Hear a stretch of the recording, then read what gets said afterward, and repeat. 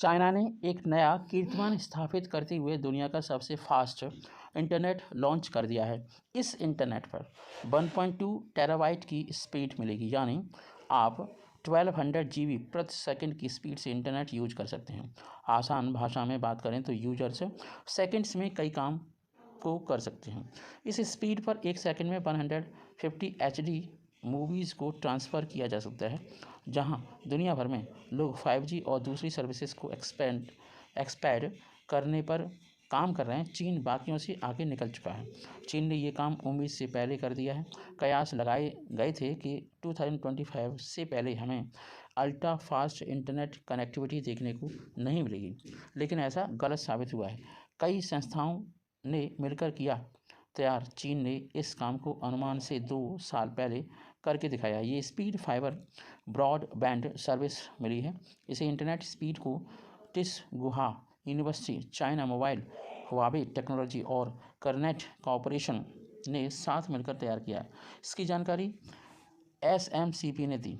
इस प्रोजेक्ट पर 10 साल से काम चल रहा था और ये चीन के फ्यूचर इंटरनेट टेक्नोलॉजी इंफ्रास्ट्रक्चर का हिस्सा है।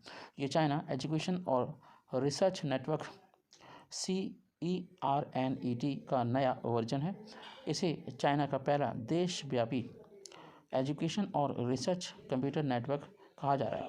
ये इंटरनेट सर्विस 3000 किलोमीटर तक फैले ऑप्टिकल फाइबर नेटवर्क के जरिए मिली है। जय हिंद, जय भारत।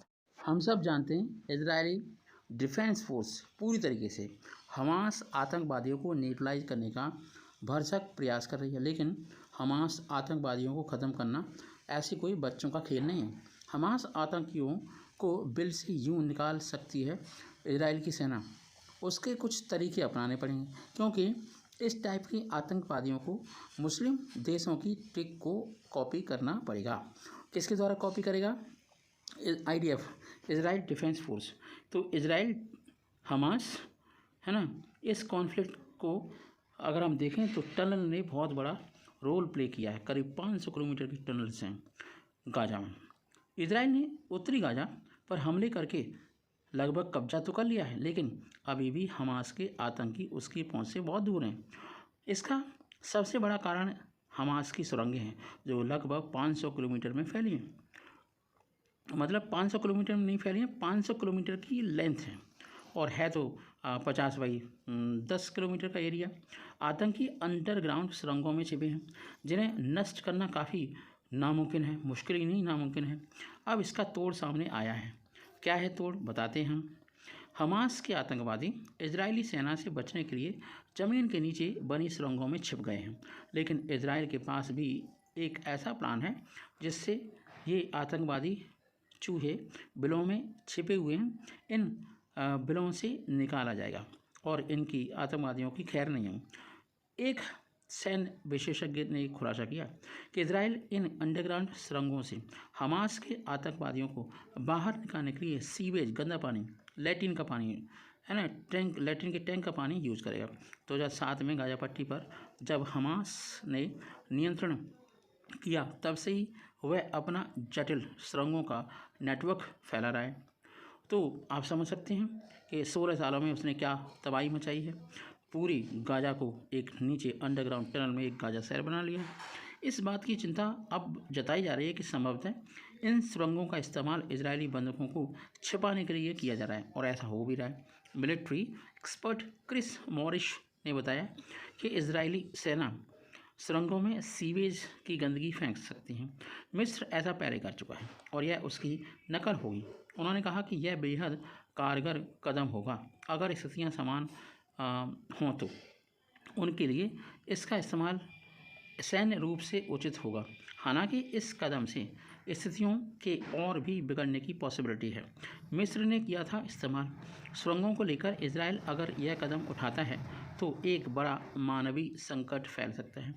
मिस्र की सेना की ओर से 2013 में सिनाई और गजा में जोड़ने वाली सुरंगों को बंद करने के लिए इस कदम को उठाया गया था। मिस्र की सेना ने तब इसमें गंदा पानी है ना, लैट्रिन का टैंक का पानी पंप कर दिया था। इसका कारण तस्करी के लिए इनका इस्तेमाल मुश्किल हो गया था। तत्कालीन मिस्र के राष्ट्रपति मोहम्मद मुर्सी के सलाहकारों ने इस कदम पर कहा था कि आतंकवादियों के अस्थिर प्रभाव को रोकने के लिए यह ज़रूरी था।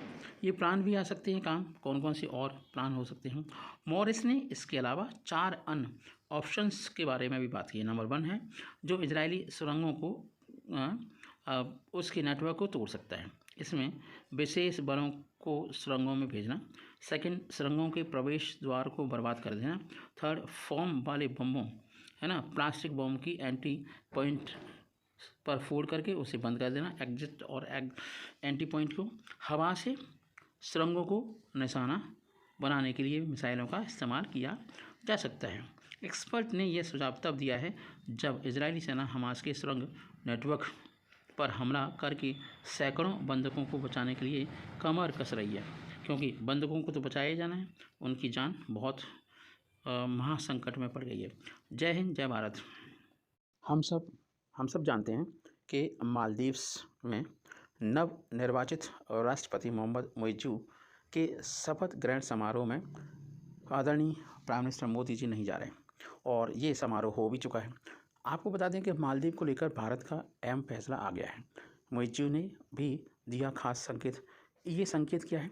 हम सब जानते हैं कि ये जो खबर है वो 16 नवंबर की है। आज हम बताने वाले हैं कि 17 नवंबर को मुइज़्ज़ू ने अपनी शपथ ग्रहण समारोह में, है ना, राष्ट्रपति पद की, है ना, शपथ ले चुके हैं। अब इस समारोह में भारत का प्रतिनिधित्व विज्ञानी मंत्री किरण रिजिजू ने किया।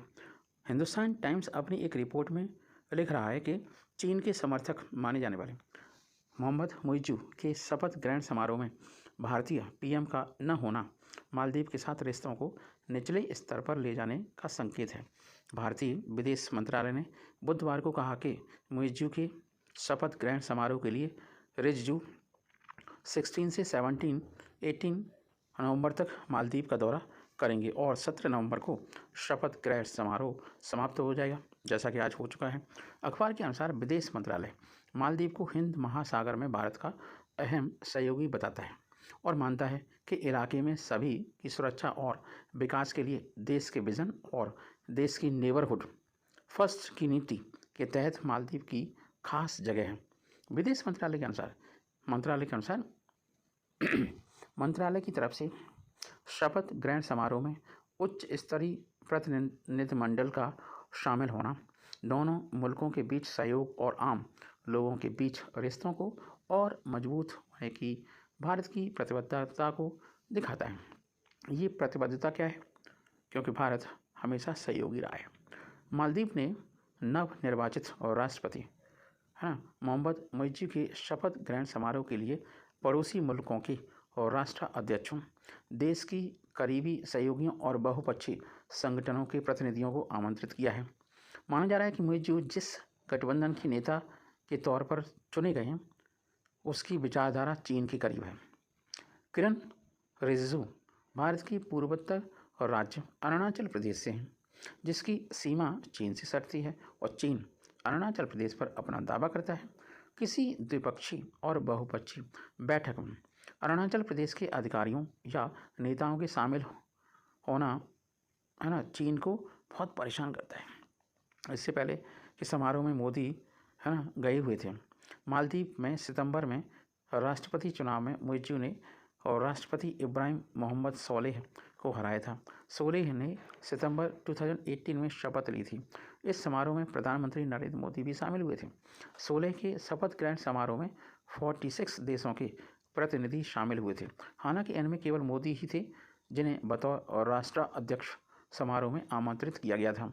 सत्ता में आने के बाद सोलेह ने इंडिया फर्स्ट की नीति अपनाई, जिसके बाद भारत ने आगे बढ़कर इसका स्वागत भी किया। भारत ने मालदीव के आर्थिक मदद देने के लिए और इंक्रीमेंट किया। वहाँ के इंफ्रास्ट्रक्चर और विकास परियोजनाओं के लिए अरबों डॉलर के कर्ज की व्यवस्था की, लेकिन इसकी तुलना में मुइज़्ज़ू के उधार को भारत चिंता की नज़र से देखता है। मतलब मुइज़्ज़ू ऐसे कंडीशन में है कि वो भारत का कोई कॉपरेशन नहीं कर रहा है। मुइज़्ज़ू पूर्व राष्ट्रपति अब्दुल्ला यामीन के करीबी माने जाते हैं, जिनके शासनकाल के दौरान मालदीव और चीन के रिश्ते बहुत ज़्यादा अच्छे थे। अखबार लाइव मिनट में छपी एक खबर के अनुसार मुइज़्ज़ू ने समाचार एजेंसी AFP से कहा कि भारतीय सैनिकों को जगह चीनी सैनिकों को देश में तैनात कर वो क्षेत्रीय संतुलन बिगाड़ना नहीं चाहता। उन्होंने AFP से कहा कि किसी तरह की भू राजनीतिक लड़ाई का हिस्सा बनने के लिए मालदीव बेहद छोटा देश है। मैं इस दिशा में मालदीव की विदेश नीति में बदलाव करने के पक्ष में बिल्कुल नहीं हूँ। अपने चुनाव प्रचार के दौरान मुइज़्ज़ू ने इंडिया आउट, भारत बाहर जाओ का नारा दिया था। उन्होंने शपथ ली थी कि वो मालदीव में मौजूद भारत के सभी सुरक्षा कर्मियों को देश से बाहर निकाल देंगे। मुइज़्ज़ू ने चीन के साथ नज़दीकी की बात को खारिज करते हुए कहा कि भारतीय सैनिकों की जगह वो चीन या फिर किसी और देश की सेना को आमंत्रित नहीं करेगा। उन्होंने कहा कि वो पूरी तरह के केवल मालदीव के समर्थक हैं। उन्होंने कहा कि हम भारत, चीन और दूसरे देशों के साथ मिलकर काम करेंगे। मुइज़्ज़ू ने कहा कि उन्हें उम्मीद है कि वो मालदीव में मौजूद 50 से 75 भारतीय नागरिकों को वहां से निकालने को लेकर बात शुरू करेंगे। उन्होंने कहा कि मालदीव के लोगों ने मुझे इसलिए वोट नहीं दिया कि मैं देश में दूसरे देश के सैनिकों की मौजूदगी को बरकरार रखूं, इसलिए हम इस बारे में भारत सरकार से चर्चा करेंगे और मुझे उम्मीद है कि शांतिपूर्ण और गणतांत्रिक तरीके से ऐसा हो सकता है। मुइज़्ज़ू ने कहा कि उनका मैंडेट भारतीय सुरक्षा बलों की एक टुकड़ी को हटाना है। भारत ने मालदीव की समुद्री सीमा पर निगरानी करने के लिए मालदीव को 3 विमान तोहफे में दिए थे। ये टुकड़ी इसी का काम देखती है। उन्होंने कहा कि मैं भारतीय सैनिकों को इसलिए जाने के लिए नहीं कह रहा हूँ क्योंकि उनकी जगह किसी और देश के सैनिक लेंगे। ये ज़रूरी है कि मालदीव अपने हितों को आगे रखे। हम सभी देशों के साथ अच्छे और दोस्ताना संबंध चाहते हैं। जय हिंद। हम सब जानते हैं कि मिलिट्री जितनी ताकतवर होती है किसी देश की, उतना ही देश सशक्त और दूसरे देश उसके ऊपर आँख उठाकर भी नहीं दे सकते। और इसी कड़ी में आपको बता दें कि भारत में बनने वाला एक इम्पोर्टेंट लाइट टैंक मिलेगा जो जल्द ही शामिल हो जाएगा भारतीय सेना में। जल्द मिलेगा देश को पहला लाइट टैंक जोरावर। जर्मनी के धोखे के बाद अमेरिका से डील हो गई है। एक्चुअल में हुआ ये था कि भारत के पहले स्वदेशी हल्के टैंक जोरावर के लिए जर्मनी से इंजन की मांग की गई थी, लेकिन जर्मनी ने इंजन देने से मना कर दिया था। इसके बाद यह भारत ने अमेरिका से इंजन की डील कर डाली। अब जब डील हो गई है अमेरिका से भारत की, तब जर्मनी भी कहने लगा कि हम इंजन दे सकते हैं, लेकिन अब भारत ने जर्मनी को मना कर दिया है। जानते हैं इस शानदार टैंक की खासियत के बारे में। जोरावर को पंजाबी भाषा में बहादुर कहते हैं। यह एक आर्म्ड फाइटिंग व्हीकल है। इसे इस तरीके से डिज़ाइन किया गया है, बनाया गया है कि इस कवच पर बड़े से बड़े हथियार का असर नहीं होगा। इसके अंदर बैठे लोग सुरक्षित रहेंगे। इसकी मारक क्षमता घातक होगी, साथ ही यह बेहतर स्पीड से चल सकेंगे। अंदर आधुनिक संचार तकनीक भी लगाई जाएगी। जोरावर टैंक को DRDO ने डिज़ाइन किया है। यहाँ तस्वीरों में उसी टैंक को के मॉडल को दिखाया गया है। टैंक के मॉडल बने अभी। इसे बनाने का काम लार्सन एंड टुर्बो को दिया गया है। भारतीय सेना को अब तक करीब, अगर हम देखें आज के हिसाब से, तो लगभग 350 टैंक्स की सख्त ज़रूरत है। ये टैंक मात्र 25 टन के होंगे। इन्हें चलाने के लिए सिर्फ 3 लोगों की ज़रूरत पड़ेगी। इस टैंक का नाम जनरल जोरावर सिंह कहलूरिया के नाम पर रखा गया है, जिन्होंने 1841 में चीन सिख युद्ध के समय कैलाश मानसरोवर पर मिलिट्री एक्सपेडिशन किया था। भारत पहले ऐसे टैंक्स रूस से खरीदना चाहता था, लेकिन बाद में इसे देश में बनाने का फैसला लिया गया। असल में यह टैंक देश का पहला टैंक होगा जिसे माउंटेन टैंक बुला सकते हैं। ये टैंक हल्का होगा। हल्का होने की वजह से इसे उठाकर कहीं पर भी ले जाया जा सकता है। इसकी नाल 120 मिलीमीटर की होगी। ऑटोमेटिक लोडर होगा। रिमोट वेपन स्टेशन होगा जिसमें 12.7 मिलीमीटर की हैवी मशीन गन लगाई जाएगी। 2024 तक इसके ट्रायल्स चलेंगे, फिर सेना को सौंप दिया जाएगा। जोरावर में artificial intelligence, drone integration, active protection system, high degree of situational awareness जैसी तकनीकें भी होंगी। साथ ही इसमें मिसाइल फायरिंग की क्षमता भी होगी, दुश्मन की ड्रोन्स को मार गिराने में, है ना, इसमें मार गिराने में सक्षम भी यंत्र इसमें लगेंगे, इसमें वार्निंग सिस्टम भी लगेंगे। चीन ने अपनी तरफ जो टैंक लगाए ना वो 33 टन से कम वजन के, अराउंड 30 टन के, तो उन्हें आसानी से एयरलिफ्ट किया जा रहा है। इसलिए ये विचार भारतीय सेना के दिमाग में आया है कि जोरावर नाम का एक हल्का टैंक बनाया जाए जो चीनी सेना को कड़ी टक्कर दे सके। जय हिंद, जय भारत। डोनाल्ड ट्रंप जो पूर्व राष्ट्रपति हैं, प्रेसिडेंट हैं कहाँ के, यूएसए के, उन्होंने शी जिनपिंग के लिए तानाशाह वर्ड यूज़ किया था और इसी वर्ड को एक बार फिर से, है ना, जो बाइडन ने भी वर्ड यूज़ किया है तानाशाह। तानाशाह का मतलब क्या है, डिक्टेटर, मतलब वो अपनी मनमानी करते हैं पूरे वर्ल्ड में। और ये बात तो जग जाहिर है कि चाइना हमेशा अपनी बातों को मनवाने की कोशिश करता रहता है। इसी बीच आपने देखा होगा कि ये एक बहुत अच्छा संकेत है, लम्हा है, जिसमें शी जिनपिंग जो बाइडन से मिले और जब वो मिले तो एक डिक्टेटरशिप की तरह ही, है ना, उन्होंने बिहेव किया। कैलिफोर्निया के एक एस्टेट में जब दोनों वर्ल्ड के लीडर चहलकदमी कर रहे थे तो उनकी तस्वीर काफ़ी वायरल हुई और जिसे देखकर आप भी, है ना, अच्छा महसूस करेंगे। दोनों नेताओं के बीच मुलाकात कुछ इस तरह हुई जिससे चीनी मीडिया में ये तस्वीर सुर्खियों में छा गई। चीन इस सम्मेलन को ऐतिहासिक बता रहा है। चीन के सबसे बड़े सरकारी अखबार पीपल्स डेली ने दोनों नेताओं के बीच 4 घंटों तक हुई द्विपक्षीय वार्ता के, है ना, ये लम्हे चीन अमेरिका संबंधों के लिए नया शुरुआती बिंदु करार दिया है। सोशल मीडिया पर कई सारे चीनी कह रहे हैं कि दोनों देशों के बीच ऐसा रिश्ता होना चाहिए जिससे दोनों देशों को लाभ मिले और लाभ मिल रहा हो। नवंबर 2022 के बाद दोनों देशों के राष्ट्रपतियों ने, प्रेसिडेंट्स ने आपस में ये मुलाकात की। यह बैठक ऐसे समय में हुई है जब अमेरिका चीन संबंध काफ़ी ख़राब दौर से गुजर रहे हैं और खराब दौर में पहुंच चुके हैं। ताइवान और चीन दक्षिण चीन सागर पर चीन के दावे के चलते और चीन को तकनीक का निर्यात रोकने के अमेरिकी फैसले के कारण पहले से ही खराब चल रहे संबंध इस साल फरवरी में जासूसी करने वाले गुब्बारे के कारण और बिगड़ गए थे। इस साल अमेरिका के कई वरिष्ठ अधिकारियों ने चीन का दौरा किया और रिश्तों को सामान्य करने की कोशिश भी की। इसके बाद Asia Pacific economic corporations APEC सम्मेलन के इतर दोनों राष्ट्र प्रमुखों की इस बैठक को भी एक बड़ी कामयाबी माना जा रहा है। इस बैठक की कुछ सफलताएं, कुछ विफलताएं भी हैं। ये सफलताएं कौन कौन सी हासिल हुई हैं बताते हैं। दोनों पक्ष सैन्य संवाद, जो आपका सैनिक का संवाद होता है, डिस्कशन होता है, डायलॉग होता है, बहाल करने और अमेरिका में फेंटाइल ड्रग को आमद, है ना, रोकने के लिए मिलकर लड़ने के लिए सहमत हो चुके हैं। मगर तथाकथित चिप वॉर से लेकर ताइवान जैसे पेचीदा मामलों में गतिरोध अभी भी बना हुआ है।